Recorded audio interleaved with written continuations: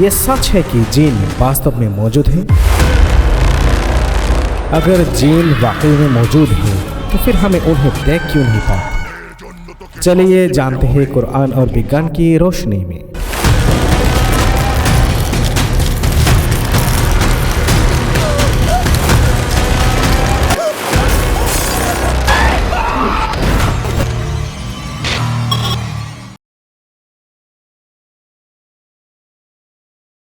अस्सलामु अलैकुम वरहमतुल्लाह। क्या आपने कभी ऐसी कोई घटना सुनी है जिसे तर्क से समझाना मुमकिन ना हो? रात के अंधेरे में अचानक कोई आवाज़,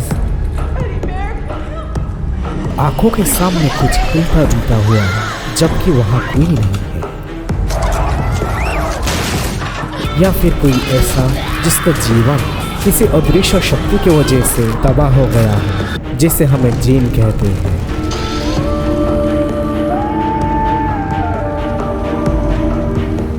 लेकिन क्या जीन सच में होते हैं या ये सिर्फ इंसानों की कल्पना है? पवित्र कुरान में अल्लाह ने कहा, वमा खलक़तुल जिन्न वल इंस इल्ला लियअबुदून। मैंने इंसान और जिन के केवल अपनी इबादत के लिए पैदा किया। सूरह अज़-ज़ारियात आयत 56। यहाँ से साफ तौर पर समझा जा सकता है कि जिन का अस्तित्व वास्तविक है और उनके प्रति विश्वास रखना हमारे ईमान का हिस्सा है। कुरान और हदीस जिन के बारे में क्या कहती है? जिनों की अस्तित्व तो पवित्र कुरान ने ही सुनिश्चित कर दिया है। कुरान में पूरी एक सूरा जिन के नाम से है, इसलिए जिन के अस्तित्व को नकारने के कोई मौका नहीं है। कुरान में कई जगह जिनों के बारे में कहा गया है, वख़लक़ल जन्न मिन मारिजिम मिन नार। अल्लाह ताला ने फरमाया, हमने जिन को धुएं रहित आँख से पैदा किया है। सूरह अर-रहमान आयत 15। इसके अलावा सूरह जिन में अल्लाह ने बताया है कि कैसे एक समूह जिन ने रसूलुल्लाह सल्लल्लाहु अलैहि वसल्लम की कुरान की तिलावत सुनकर ईमान लाया। हदीस में भी जिनों के बारे में स्पष्ट प्रमाण है। एक बार नबी करीम सल्लल्लाहु अलैहि वसल्लम ने अपने सहाबियों से कहा, पिछले रात एक जिन ने मुझे नमाज में परेशानी दी थी, इसलिए मैंने अल्लाह की मर्जी से उसे पकड़ लिया। मैं चाहता था कि उसे मस्जिद के एक खम्भे में बांध दो ताकि तुम सभी उसे देख सके, लेकिन मैंने अपने भाई सुलेमान अलैहिस्सलाम की वो दुआ याद की, हे मेरे रब, मुझे ऐसा रजिया दे जो मेरे बाद किसी ने ना मिले। ये घटना सही मुस्लिम के 542 नंबर हदीस में वर्णित हुई। एक अन्य हदीस में आता है, जिन 3 प्रकार के होते हैं। एक प्रकार जो पक्षियों की तरह उड़ते हैं, दूसरे प्रकार जो सांप और कुत्ते की आकृति के होते हैं, और तीसरे प्रकार जो इंसानों के बीच में रहते हैं। ये बात मुस्नद अहमद में 19,445 नंबर हदीस में वर्णित हुई। जिनों के बारे में विश्वास नहीं है, क्या वे इंसान के जीवन में जिन की प्रभाव और अनपैरेलल इवेंट्स को समझा सकते हैं? हम शायद सभी ने जीवन के किसी न किसी मोड़ पर बदनजर, रहस्यमय बीमारी या कुछ अलौकिक घटनाओं के सामने किया है जो वास्तविकता की तार्किकता से मेल नहीं खाती या जिनका विज्ञान कोई स्पष्ट व्याख्या नहीं कर सकता। इन घटनाओं के पीछे जिनका हाथ होता है। अगर आप गूगल या यूट्यूब पर जिन के असर या उपस्थिति से जुड़ी असल घटनाओं सर्च करेंगे तो हजारों लाखों घटना तुरंत मिल जाएगी। मस्जिद में जिन का नमाज पढ़ना, कार में जिन का उपस्थिति, लोगों के सामने जिन का आता या दिखना, और ऐसी असंख्य घटनाएं हैं। लाखों घटनाओं में से हमें एक वास्तविक घटना सुनेंगे जिसमें जिन के प्रभाव से सिलेट के एक परिवार का विनाश हुआ। सिलेट के हाउसिंग स्टेट में एक टेलरिंग परिवार था। परिवार का मुखिया नूरुद्दीन के छोटे और खुशहाल परिवार में उसकी पत्नी और 2 छोटी बेटियों सफिया और आफिया रहती थी। 80 का दशक में नूरुद्दीन अपनी बेटियों को छोड़कर लंदन चला गया। 27 साल बाद वह वापस आया, लेकिन एक अलग रूप में। वह बिल्कुल बदल चुका था। घर लौटने वक्त वह एक खौफनाक रूप में आया। ऐसा लग रहा था जैसे वह खुद नहीं था, बल्कि कोई राक्षस उसे पर हावी था। वह हमेशा बैतों की बात करता और घर के दरवाजे पर अंग्रेजी और अरबी में अनगिनत बातें लिख रहा था। उसके भाई अगर कुछ कहते तो वह धारदार हथियार लेकर उनकी ओर बढ़ जाता। धीरे धीरे उसने अपने पड़ोसियों से भी संबंध तोड़ दिया और परिवार को घर में बंद कर दिया। बच्चे को स्कूल जाने से रोक दिया। धीरे धीरे परिवार समाज से पूरी तरह से कट गया। ये सब अनंत एक मौत में बदल गया। 2009 में नूरुद्दीन का घर में अंधेरे कमरे में उसकी पत्नी रुकैया बेगम की मौत हो गई, जिसके रिश्तेदार उसकी जनाजा और दाफन करने आए तो नूरुद्दीन ने उन्हें उड़ा धमका कर भगा दिया और खुद ही अपनी पत्नी के दाफन कर दिया। उसकी वजह से किसी ने भी दाफन और जनाजा की प्रक्रिया में हिस्सा नहीं लिया। नूरुद्दीन की इस डरावनी हरकत की कोई व्याख्या रिश्तेदार नहीं कर पा रहे थे, जैसे मानो एक डरावना भूत नूरुद्दीन पर सवार हो गया हो। फिर उसके घर का दरवाजा पूरी तरह बंद हो गया। पूरा परिवार एक भूतिया घर में खो गया। नूरुद्दीन और उसकी 2 बेटियों सफिया और अफिया भी पूरी तरह से बंद हो गया। एक समय ऐसा भी आया जब घर में बिजली, गैस और पानी की आपूर्ति भी बंद हो गई। पूरा घर एक भूतिया घर बन गया था, जहां 3 लोग रहते थे जिनके बाहरी दुनिया से कोई संबंध नहीं था। कहा जाता है कि सफिया और आफिया को इस भूतिया घर में एक साथ रहने की अनुमति नहीं दी जाती थी। उन्हें अलग अलग कमरों में रहने के लिए कहा गया, जहां केवल उनके पिता नूरुद्दीन के प्रवेश थे। इसी तरह 1.5 साल गुजर गए। 2011 साल में 3 जुलाई को रिश्तेदारों और पड़ोसियों की मदद से पुलिस ने नूरुद्दीन का घर का दरवाजा तोड़ा और घर में घुसे। वहां सफिया और आफिया का भूतिया रूप देखकर लोग दंग रह गए। दोनों होश में नहीं थी और उनकी हालत देखकर लोगों के लिए आंसू रोकना मुश्किल हो गया। नूरुद्दीन उन्हें नियमित रूप से खाना नहीं देता था। जब इस असामान्य जीवन जीने के कारण के बारे में पूछा गया तो नूरुद्दीन बेतों की बातें करने लगा। वह कहता था कि उसकी माँ सब जानती है और वह इंग्लैंड की रानी एलिजाबेथ की बात कर रहा था। उन लोगों को अस्पताल में इलाज के लिए भेजा गया, लेकिन उन्होंने कभी भी सामान्य जीवन में वापस नहीं लौटाया। सबसे पहले सफिया की मौत हुई और फिर नूरुद्दीन और आफिया की भी मौत हो गई। उनके क्या रोग था? डॉक्टरों ने इसे सिजोफ्रेनिया बताया, लेकिन सवाल यह है कि क्या यह भूतिया जीवन और अकाल मृत्यु सिर्फ सिजोफ्रेनिया जैसे मानसिक रोग के कारण थी? सिजोफ्रेनिया से ग्रसित बहुत से लोग सामान्य जीवन जी रहे हैं, तो क्या इस परिवार के सभी सदस्य इस बीमारी से प्रभावित हुई और इस भयानक मौत की शिकार हुई? इस सवाल का जवाब कोई नहीं दे सके। इसलिए इस पर एक ही व्याख्या हो सकती है कि नूरुद्दीन के इंग्लैंड में रहते हुए किसी शैतान ने उसे अपने शिकार बनाया और वह अपने परिवार को भी बुरी जिन से प्रभावित कर गया। इस तरह वह एक भूतिया जीवन जीने हुए असामयिक मृत्यु की शिकार हुई। अगर किसी बड़े आलिम से इस घटनाओं की व्याख्या होती तो शायद मेरे शब्द को सच्चाई साबित हो जाती। इस तरह की घटनाएं हमेशा होती रही हैं और भविष्य में भी होते रहेंगी। तो अब बहुत से लोग कह सकता है कि यह सिर्फ मेरी कल्पना है जिसका कोई प्रमाण नहीं है।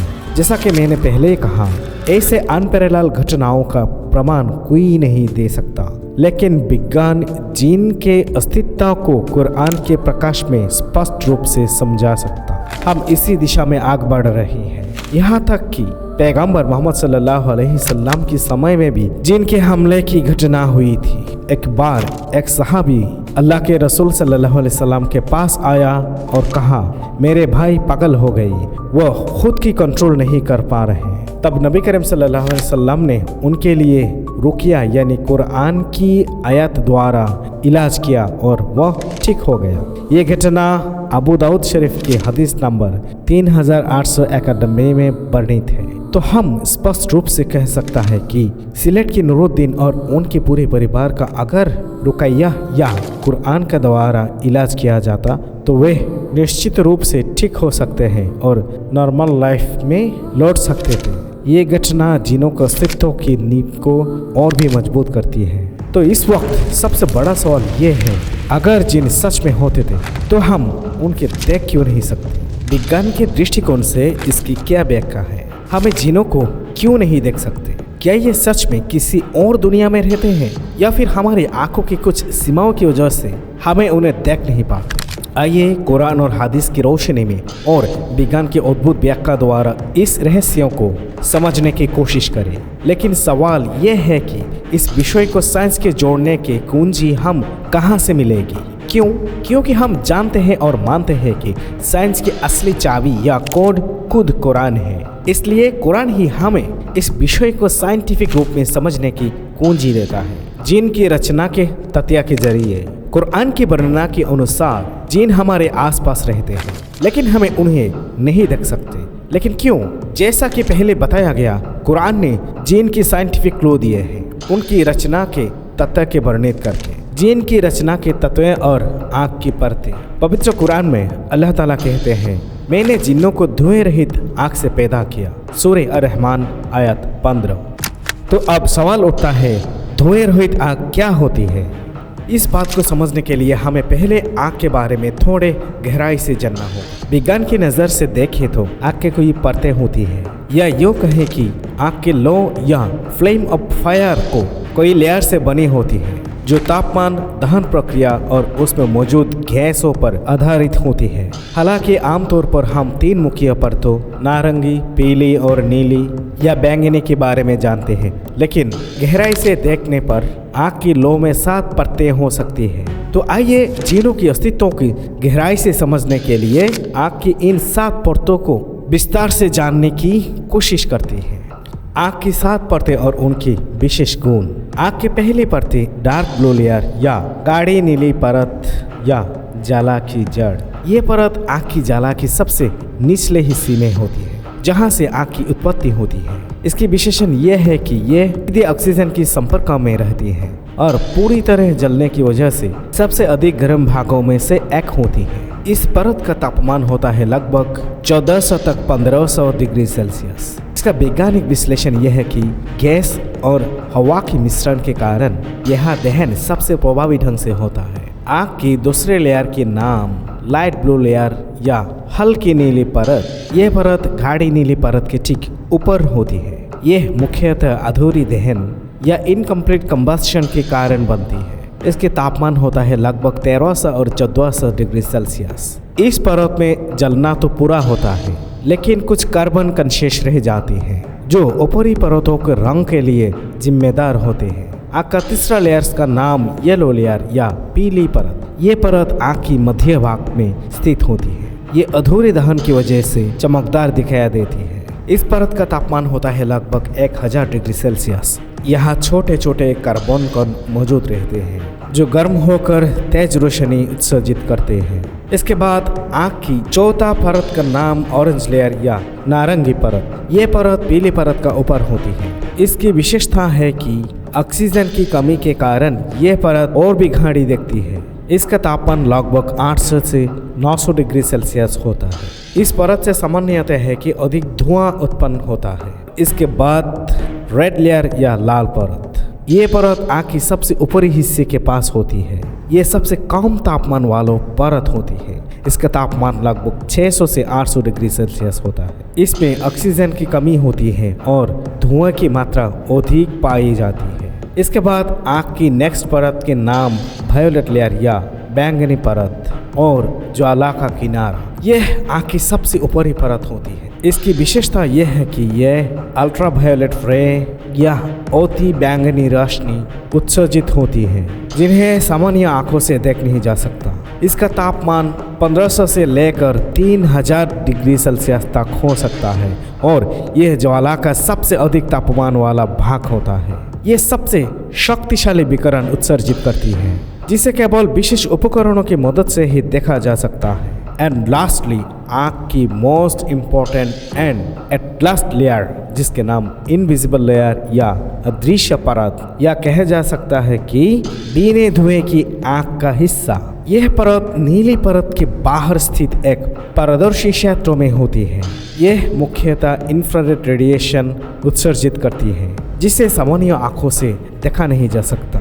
इस परत का तापमान लगभग 1000 से 1200 डिग्री सेल्सियस होता है। ये परत की सबसे महत्वपूर्ण बात यह है कि यह पूरी तरह से अदृश्य होती है और इसी विशेषता के कारण इसे जिनों जैसी अदृश्य सत्ता के साथ तुलना की जा सकती है। तो अब जब हमने आँख की इन 7 परतों की विस्तृत विश्लेषण किया, तब हमें ये पता चला है कि आँख की जो अंतिम परत है, जिससे इनविजिबल लेयर या अदृश्य परत कहा जाता है, वह धुएं रहित आँख की हिस्सा है जो आंखों से नहीं दिखाई देता, लेकिन फिर भी वह आँख की भाग है, क्योंकि वहाँ तापमान लगभग 1000 से 1200 डिग्री सेल्सियस तक होता है। तो पवित्र कुरान की बयानी के अनुसार अल्लाह ताला ने फरमाया कि जिन्नों के हमने धुएं रहित आँख से पैदा किया, यानी इस परत से पैदा किया। इस परतों को विश्लेषण से साफ समझ में आता है कि आँख सिर्फ दृश्य प्रकाश तक सीमित नहीं है, इसमें इंफ्रारेड और अल्ट्रावायोलेट किरण भी होती है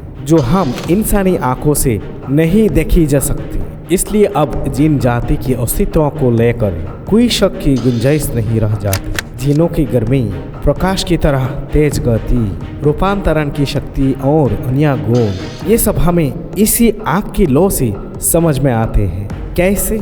जरा कुछ पल के लिए आँख की लौ को गौर से देखिए वो कितनी तेज से अपना रूप बदल रही है। कभी दिख रही है तो कभी गायब हो रही है, धुएं में उड़ रही है। चंद सेकंड में सैकड़ों बार आँख की आकृति बदलती है। अब जरा सोचिए, एक बार हम आँख की एक स्टिल इमेज और उसका एक वीडियो एक साथ देखें। इस स्टिल इमेज में हम जो देख रहे हैं वह उस बदलती हुई आँख का एक पल है, शायद 1 सेकंड के 100वें हिस्से का। इसका मतलब क्या हुआ? आँख की एक परत बहुत तेजी से दूसरी परत में बदल रही है, गहरे नील से हल्के नीले, फिर पीले, नारंगी, लाल, बैंगनी और फिर अदृश्य परत में। और ये सब हो रहा है 1 सेकंड में सैकड़ों बार, लाखों आकृतियों में। तो इससे साफ जाहिर होते हैं कि जिन भी तेज गति से अपना रूप बदल सकते हैं, प्रकाश जैसी रफ्तार हासिल कर सकते हैं। अल्लाह ताला की इस अनोखी मखलूक में उनकी बेइंतहा कुदरत और हिकमत का अक्स दिखता है। और अल्लाह ताला ने खुद फरमाया है, अल्लाह का हुक्म तो ऐसा है जैसे आँख चपकना। हम जानते हैं कि इस पूरी कायनात में जो कुछ भी होता है, पलक चपकने से पहले भी वो सिर्फ अल्लाह के हुक्म से होता है। अब ज़रा 1 सेकंड की आँख के लो पर गौर करें, इसमें कितनी बार रूप बदल रहा है, तापमान बदल रहा है, परतें बदल रहा है, और ये सब हो रहा है अल्लाह के हुक्म से, उनके बनाए हुए कानून के तहत। सिर्फ आँखें नहीं, बहती हुई नदियों के पानी में, समुंदर की लहरों में, उड़ती हुई हवाओं में, बादलों की शक्लों में, यहाँ तक कि ज़मीन के नीचे मौजूद लाभा में, हर जगह ये तब्दीलियाँ हो रही हैं। सूरज की चारों तरफ घूमते हुए ग्रहों में, उनके हर हरकत में, हर परावर्तन में, हर जगह अल्लाह का तसल्लुत और कंट्रोल साफ दिखता है। तो क्या हम कभी सोचते हैं कि हम जो उसकी नफरमानी करते हैं, हम भी उसी के बनाए इस सिस्टम का हिस्सा हैं और पूरी तरह उसी की कंट्रोल में हैं? और यही साबित करता है कि जब अल्लाह कहता है कुन या हो जा, तो वो चीज़ फौरन वजूद में आ जाती है। ये अल्लाह की अनोखी शक्ति का एक छोटा सा नमूना हम सिर्फ आँख के जरिया भी देख सकता है। तो चलिए अब फिर से जिन के बात पर वापस आते हैं। हम पहले ही समझ चुके हैं कि हम उन्हें क्यों नहीं देख सकते। अब आइए इस मसले को हमारी आँखों के रेटिना की सीमा की नज़र से भी देखें, तब हमें ये हकीकत और भी अच्छे से समझ में आएगी और अल्लाह पर हमारा ईमान और ज़्यादा मजबूत होगा। हमारी आँखों की रेटिना की सीमाएं और जिनों की ना देख पाने की वैज्ञानिक व्याख्या। इंसानी आँखों की एक निश्चित सीमा होती है। हमारी आंखों केवल 380 से 750 नैनोमीटर के बीच में लाइट वेवलेंथ या प्रकाश तरंग की ही देख सकती है। लेकिन कोई ऐसे जानवर हो जो अल्ट्रावायोलेट रे और इंफ्रारेड रे जैसी तरंगों को भी देख सकती है, जिन एक ऐसे वेवलेंथ पर मौजूद होता है जिन्हें हमारे आंखें पहचान ही नहीं सकती। जैसे हमारे चारों ओर रेडियो वेव्स होती हैं, लेकिन हमें उन्हें नहीं देख पाते। उसी तरह अगर जिन हमारे आसपास भी हो, फिर भी हमारी आंखें उन्हें देख नहीं सकती। ऐसे कोई और भी तरंगें हैं जिन्हें हमें देख नहीं सकते, जैसे मोबाइल फ़ोन टावर से नेटवर्क कनेक्शन, हम इसे देख नहीं सकते। लेकिन एक छोटा बच्चा भी मानने की मजबूर होता है कि यह है। रिमोट से जब आप टीवी कंट्रोल करते हैं तो जो वेवलेंथ इस्तेमाल होते हैं वो आप नहीं देख सकते। वाईफाई राउटर से कनेक्शन, ब्लूटूथ से हेडफोन जोड़ना, इन सब की तरंगे हमें दिखाई नहीं देती। पृथ्वी के चारों ओर चक्कर लगाने वाले हजारों सैटेलाइट और उनकी जमीन से कनेक्शन दिखाई नहीं देते। यहाँ तक कि अंतरिक्ष में सबसे दूर स्थित अंतरिक्ष यान वॉयेजर 1 जो पृथ्वी से करीब 25 अरब किलोमीटर दूर है और पिछले 48 सालों से पृथ्वी से संपर्क बनाई हुई है, उसका सिग्नल पृथ्वी तक पहुंचने में लगभग 22 घंटे लगते हैं, लेकिन हम उस सिग्नल को भी देख नहीं सकते। तो अल्लाह ने जिन को ऐसे प्रकाश तरंगे की स्थिति में पैदा किया है, तो हम वाला उन्हें कैसे देख पाएंगे? लेकिन अल्लाह ने उन्हें किसी भी रूप में आने की ताकत दी है। इसलिए भले ही जिन्नों के अस्तित्व सच हो, ये हमारे बहुत करीब हो, ये हमारे ही बीच में घूमते हो, फिर भी हम उन्हें देख नहीं सकते। लेकिन जब कोई अच्छा या बुरा जिन किसी को फायदा या नुकसान पहुंचाने के लिए प्रकट होता है या कहीं कि किसी इंसान पर सवार हो जाता है, तभी हम उसे देख पाते हैं। और ये हम रोज़मर्रा की घटनाओं में देखते सुनते हैं और कई बार खुद अनुभव भी करते हैं। हम तभी उन्हें देख सकते हैं जब वो अपने तरंगी लंबाई को बदलकर इंसानी आंखों के लिए विजिबल हो जाए। तब अब मैं नास्तिकों और अल्लाह को ना मानने वाले से एक सवाल पूछता हूँ। आप कहते हैं कि अल्लाह को आप नहीं मानते क्योंकि आप उन्हें देख नहीं सकते, लेकिन उसी ना देखने वाले वेवलेंथ को लाखों सुविधाएं आप हर पल इस्तेमाल कर रहा है, तो उसका क्या जवाब है? जब ये सब कुछ आंखों से दिखाई नहीं देता, फिर भी आप उसे मानते हैं, इस्तेमाल करते हैं, तो फिर खुदा के मानने में इतनी दिक्कत क्या? जरा सोचिए, आप खुदा के अस्तित्व को अपने ही भीतर पा सकते हैं। ये तरंगे अल्लाह की एक खास निशानी है। जैसे वाईफाई की तरंगे अलग हो, ब्लूटूथ की तरंग अलग हो, इंफ्रारेड अलग हो, सैटेलाइट की अलग, वैसे ही तरंगों की इस विविधता में ही जीन, फरिश्ते, शैतान सबकी पहचान अलग अलग है। दरअसल रोशनी या ऊर्जा की वेवलेंथ के अलग अलग फॉर्मेशन की वजह से ही अलग अलग किरणें बनते हैं, जैसे कस्मिक रे, gamma ray, X ray, ultraviolet रे, विजिबल लाइट, इंफ्रारेड रे, रेडियो वेव्स, टीवी सिग्नल वगैरह।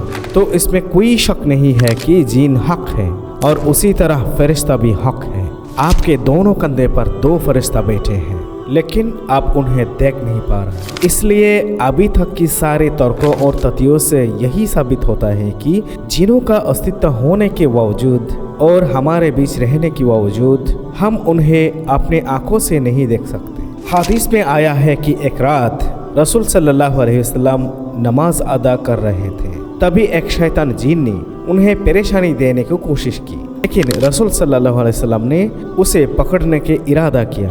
फिर उन्हें हज़रत सुलेमान अलैहिस्सलाम की दुआ याद आ गई और उन्होंने उसे छोड़ दिया।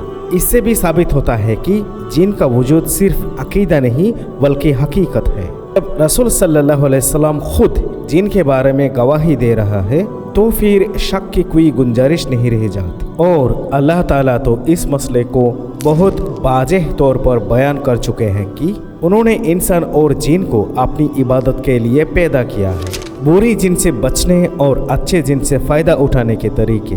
अगर कोई जिन हमें नुकसान पहुंचाना चाहे तो हम कैसे महफूज रह सकते हैं? इसका सबसे बेहतरीन तरीका है कुछ खास कुरानी आयत को तिलावत करना, जैसे आयतुल कुर्सी, सूरह अल फलक और सूरह अनआम, और हर काम बिस्मिल्लाह कहकर शुरू करना। अच्छे जिन से फ़ायदा पाने के लिए अल्लाह से दुआ करना, जिक्र करना और पाक साफ रहना। जिन मौजूद है यह कोई तसव्वुर या कल्पना नहीं है। कुरान, हदीस और साइंस की मजबूत दलीलों से ये साबित शुदा हकीकत है, जिसे मैंने अभी तक आपके सामने रखने की कोशिश की। अब जब अपने जिन के वजूद का यह गहरा सच जाना, तो आपका क्या ख्याल है?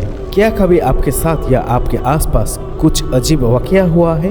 कमेंट में ज़रूर बताइए। अगर वीडियो पसंद आया तो लाइक करें, शेयर करें और हमारे चैनल को सब्सक्राइब करें। अल्लाह ताला हमें हर बुरी जिन के असर से और उसके हमलों से हिफाजत में रखे।